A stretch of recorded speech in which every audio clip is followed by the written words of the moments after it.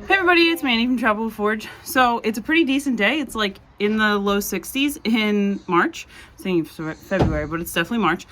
So we are going to take advantage of this pretty decent day. There's a nice breeze. It's a good day for cleaning coops.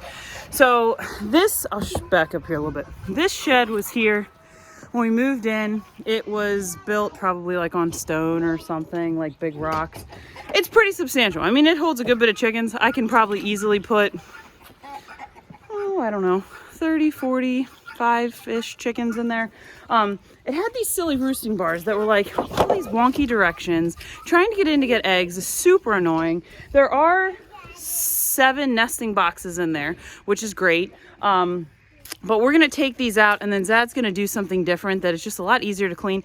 So we do deep litter method, which basically means we only clean out the coops like every 6 months, 9 months, something like that.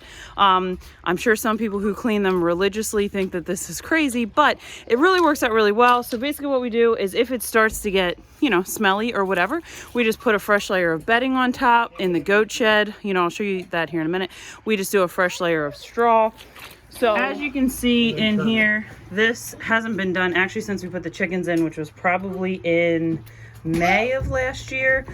It's not really something you can easily do in the winter in Pennsylvania. Because usually by like December, it's frozen, and until it falls out, it's about now. So we are gonna get all of this mucked out. I'm gonna do this one because it has the best ventilation.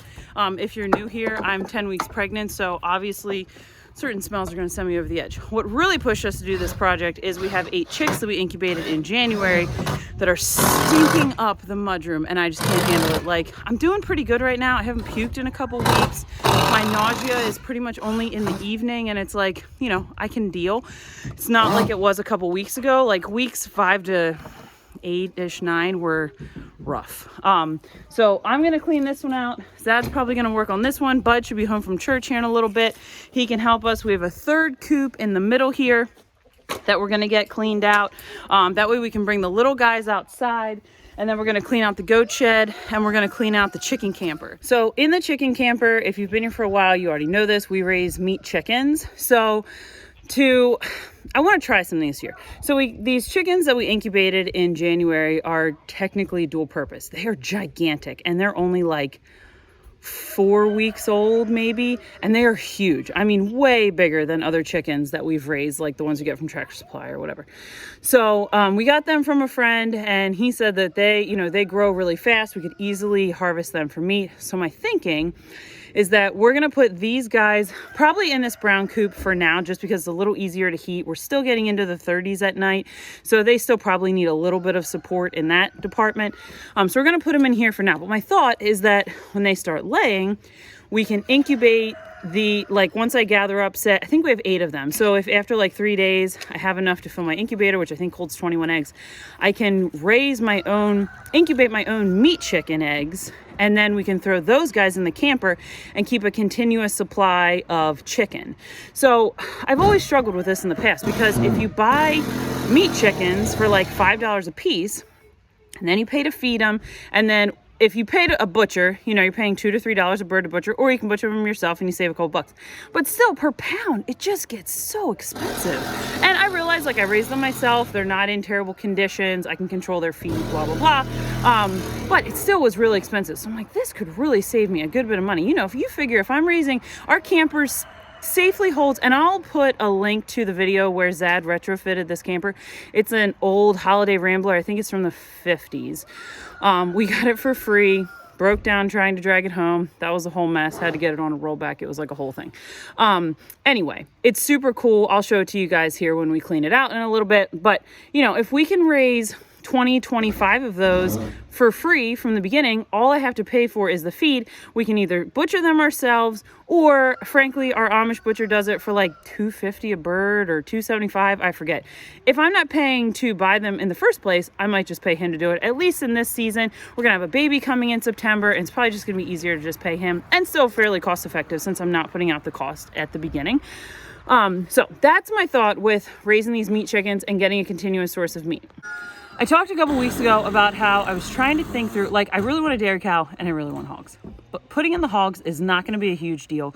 Putting in the dairy cow is. We have to clear a bunch of slash and mess. The people that were here before us, there's a huge mess in the woods that we need to clean up in order to have a decent pasture for the dairy cow, and that's going to be a project, like some heavy equipment and things like that.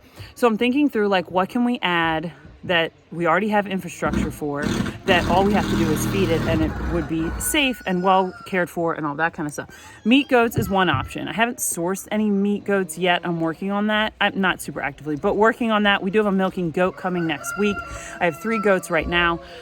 We have the meat rabbits. So Zad has a cage that he's going to retrofit. So my thinking is that if we can get this meat chicken situation on like a rolling basis, and every 10 to 12 weeks we're butchering, 20 chickens, give or take, that'd be a really great source of chicken. And then once we get this meat chicken, the new meat rabbit cage set up, one rabbit can give you 70 pounds of meat a year because of babies, which is just amazing to me. So that, between the chicken and the rabbit, we like raising turkeys, but I'm really I felt like last year I spent a lot of money like buying birds, and we had a lot of deaths, and I don't know. So I'm trying to keep as much of that kind of stuff in house. I may get some turkeys and then get a rolling, get some heritage turkeys and kind of get a rolling system going with that.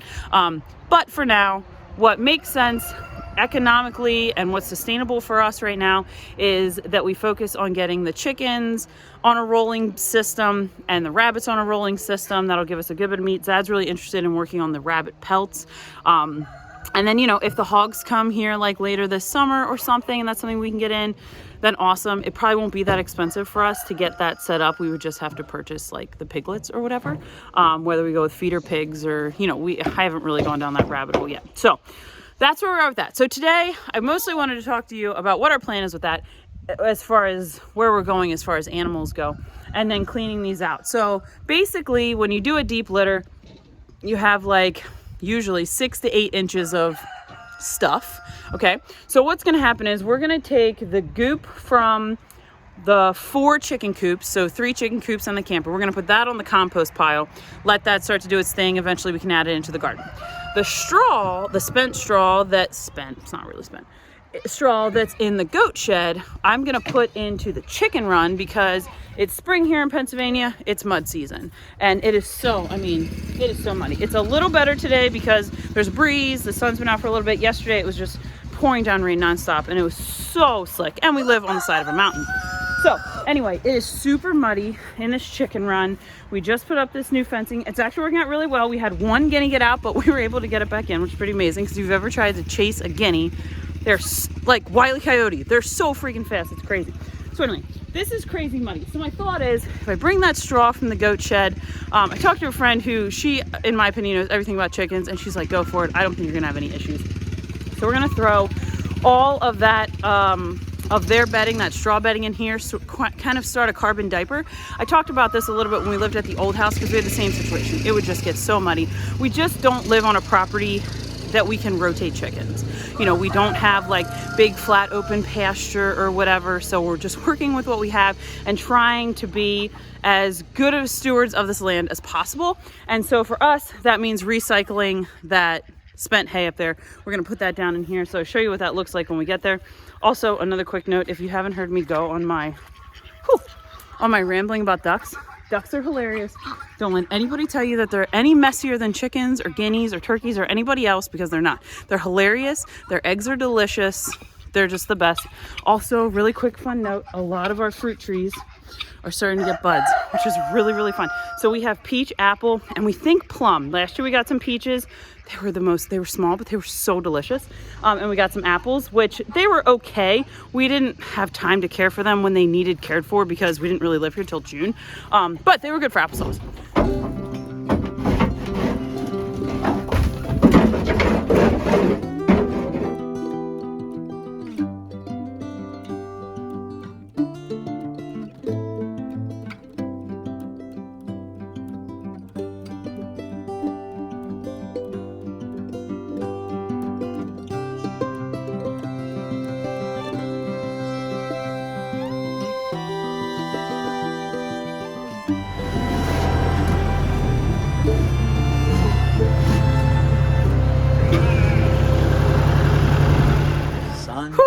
All right, Bud and Jamie were champs.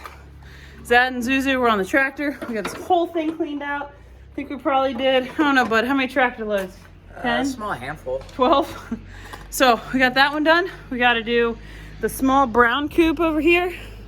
We got to do the camper. I did the little middle coop. That took like 5 minutes. And we got to do the goats. This brown one's going to be a huge pain. The camper's going to be a huge pain. Goats will be pretty quick. It's a job. All right, so we're in the chicken camper. The brown coop took like, seriously, 5 minutes. We used to feel like that coop was so gigantic because it was our biggest coop, and it took no time at all. So now we're moving on to the meat chickens. So we did 2 rounds of 25 meat chickens in here last year, and we have this side set up as a brooder. I'll link the video, like I said, where we set this up. It's not perfect. Some of the linoleum has like fallen and whatever, so we need to like re-tack it. But main goal today is to get all the crap out of here. That way when we are ready to put some meat chickens in here, or like I said, the ones that we incubated, put in here, that it's ready to go. So funny story, I got my pants caught, my favorite Duluth leggings, caught on the stupid water spigot. I dropped my phone in that pocket and then it fell in the poopy mud. Come on. All right, so we're cleaning out the straw that's in the goat shed. We got them locked up there. The only thing about the goat shed is it's many more buckets. So we're taking it down to the chicken run. They're going crazy over it.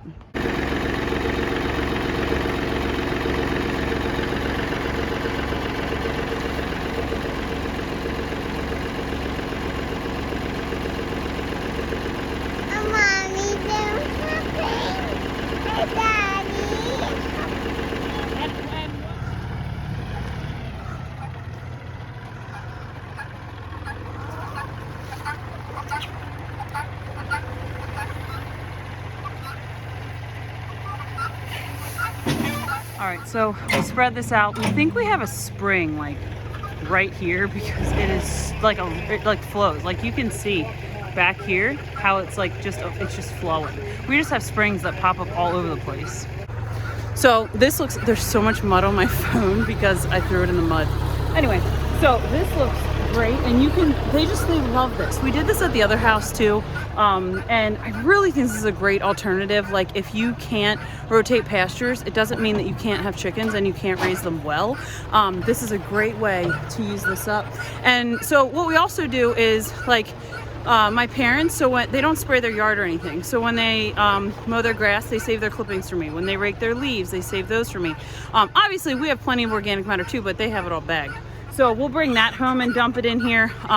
That's another way to kind of soak up mud, and it just keeps them occupied. I mean, they're so happy. They love just rooting and kicking and pecking. So this went really well. So we have a couple more things to finish up. We need to put bedding in both of these coops, okay? And then all the ducks, the chickens, and the guineas will split up between these two, sleep wherever they want, lay wherever they want. The littles that are inside that stink are gonna go in this coop. It has a run attached, which is great because then everybody can sort of get to know each other. Now, in theory, the guys that are going in that one are the ones I talked about earlier that are gonna be our meat chickens. So that'll be an evolving process. My thought is that they'll be in there. When they start to lay, I'll incubate those, and then we'll start our round of meat chickens. So the original 8 may become meat chickens, or they might just integrate with our egg layers, and that'll just be that. Goat shed, I need to put a bale of straw in there out for them. Everybody's still locked up top, so I can still work in that area. And then I think we're done. This was a whole day's project, and I knew it would be, but frankly, after being like indoors for probably 4 or 5 weeks, just feeling like crap, it was really nice to get outside. It was nice to sort of see what I could do. I mean, I'm tired. I had to take several breaks for a couple minutes, and I probably went through like 2 Yetis worth of water. But I'll take it. I'm used to being super active and walking several miles a day, and I intentionally go for like 2 or 3 mile walks every day, or hikes or whatever. So it was just really nice to get outside. Okay, so I have Latte coming on Wednesday evening. So Thursday I'll be starting to train her to the milk stand. In order to do that, I think the best thing to do is going to be to keep Ian and Sunny, our bucks, up here they can be friends for a little while, and we'll keep Cosmo, my little one here, down with Latte. So both 2 girls and 2 boys. So the boys can live in this shed for a little while. This shed was here when we moved in, which is excellent because now I don't have to try to work on a separate structure or something when these situations come up. I just don't want to, I've trained a goat to the milk stand before, and having extra goats and especially having bucks is just going to make it even more stressful. So I just don't want to have all that extra static. So this will work out great. The shed is plenty big for the 2 of them. They have access to the stream. You know, I can throw them hay, I can get them their water up here.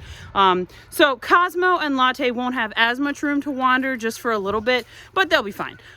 Latte can get used to the situation. Cosmo probably doesn't really care. She'll just be excited to have a new friend, especially since her mom is the one that died, gosh, probably 6 or 8 weeks ago now. So anyway, got this all ready. We need to finish up a couple things with the other coops, and then we're done, which is great because we're running out of daylight. Bud brought the chicks out in a Dollar General basket.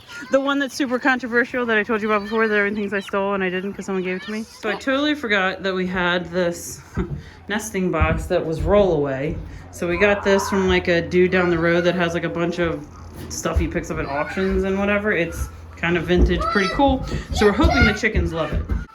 All right, so our stinky little chicks are out here. These guys grew super fast, which is great. And you can tell they're kind of meat chickenish, or like very dual purpose. So anyway, we still have the heated guineas. We still have the heated water set up because, like I said, it's still getting down to the 30s at night. It probably wouldn't be an issue, but we'll probably leave it hooked up here for another week or 2. So they have access to the bottom. They are up top here. So there was like these little rubber pieces right here. They were dry rotted because this thing's old, and we bought it used, of course. And so Zed's just gonna take some foam here for the bottom of the rollaway boxes so that the eggs don't just slam into the metal. All right, so it's almost dark. I mean, it's dusk for sure. Always super pretty sunset. Anyway, so Zed is putting the bedding out in this coop. Probably gonna need 2 bales for this coop. You got 4 nesting bars kind of offset in there. This, we put the foam in the bottom so that the eggs don't break, hopefully.